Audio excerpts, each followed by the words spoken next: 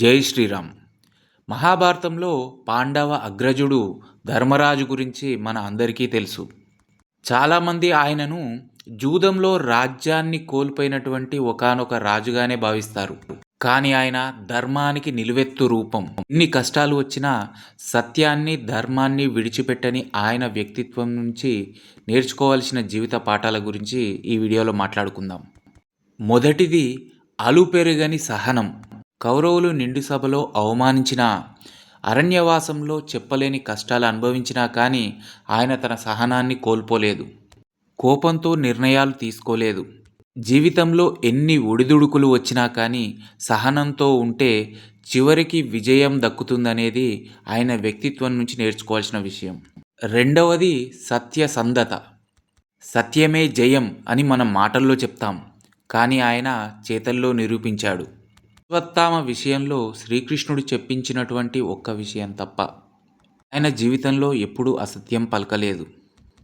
అందుకే ఆయన రథచక్రాలు భూమిని తాకకుండా గాలిలో నడిచేవట.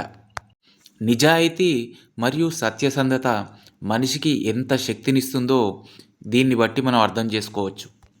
మూడవది జ్ఞానం మరియు వివేకం. అరణ్యవాసంలో యక్ష ప్రశ్నల సందర్భంలో తన నలుగురు తమ్ముళ్ళు స్పృహ కోల్పోయినా కానీ తొందరపడలేదు. యక్షుడు అడిగినటువంటి క్లిష్ట ప్రశ్నలకి తెలివిగా సమాధానమిచ్చి తన తమ్ముళ్ళని బతికించుకున్నాడు. ఆపద సమయంలో శారీరక బలం కన్నా బుద్ధి బలం గొప్పదని ఈ సంఘటన మనకి రుజువు చేస్తుంది. ఇక నాలుగవది క్షమించే గుణం.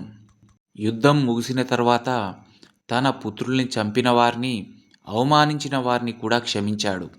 పగ, ప్రతీకారం మనిషిని దహించి వేస్తాయి, కానీ క్షమాగుణం మనిషిని దైవంగా మారుస్తుంది. స్నేహితులారా, ధర్మరాజు జీవితం ఒక తెరిచిన పుస్తకం. కష్టాలకి కుంగిపోకుండా, సుఖాలలో పొంగిపోకుండా ధర్మాన్ని నమ్ముకుని జీవించడమే నిజమైన గెలుపు. ఈ వీడియో మీకు నచ్చినట్లయితే లైక్ చేయండి, షేర్ చేయండి. మరిన్ని అద్భుతమైన విషయాల కోసం ఈ ఛానల్ని సబ్స్క్రైబ్ చేసుకోండి.